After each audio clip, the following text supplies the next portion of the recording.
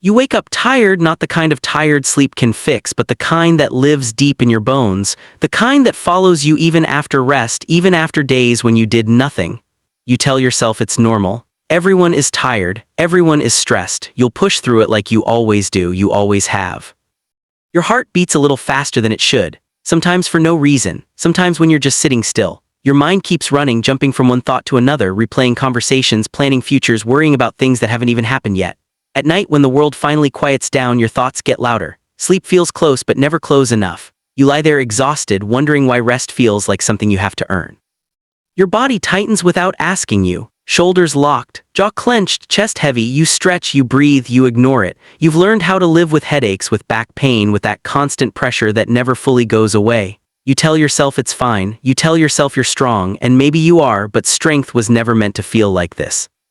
Stress doesn't arrive loudly, it doesn't always announce itself as panic or breakdowns. Sometimes it comes quietly, disguising itself as responsibility, ambition, resilience. It shows up as "I'll deal with it later." It shows up as "others have it worse." It shows up as "I don't have time to fall apart."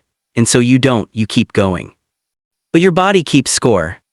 Every moment you swallowed your emotions, every time you stayed silent when you wanted to scream, every time you chose to survive instead of feel, your body remembers all of it. Long after your mind decides to move on, your body holds the memory.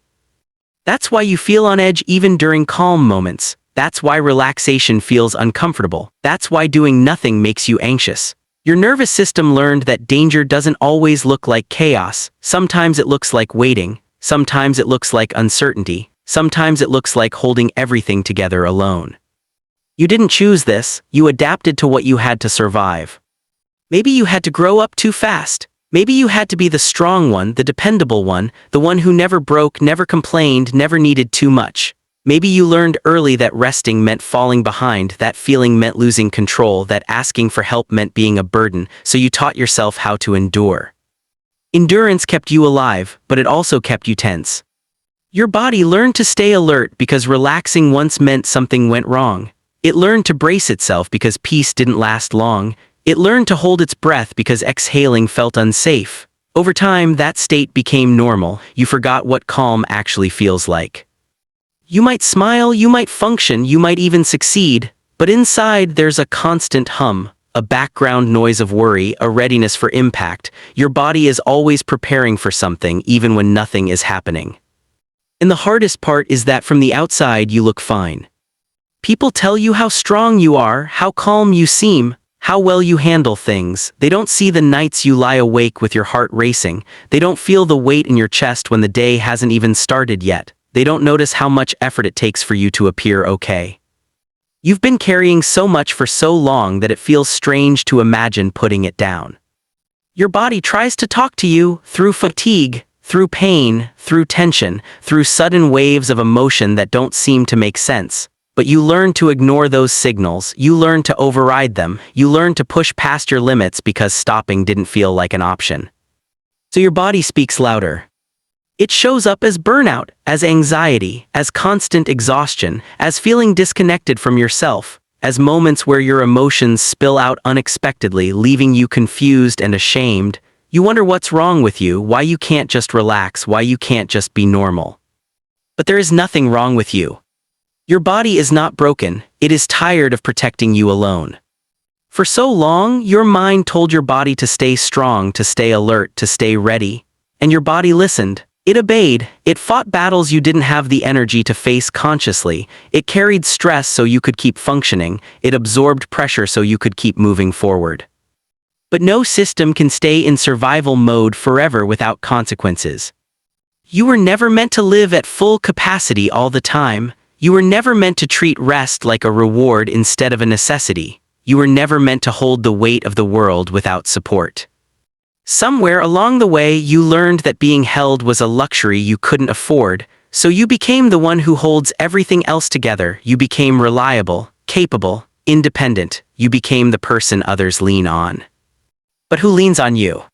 Who notices when you're quiet for too long? Who checks in when your smile looks forced? Who tells you it's okay to stop, to breathe, to fall apart if you need to? You deserve more than survival. You deserve peace that doesn't feel fragile. You deserve rest that doesn't come with guilt. You deserve a body that feels safe enough to soften, a mind that doesn't have to stay on guard.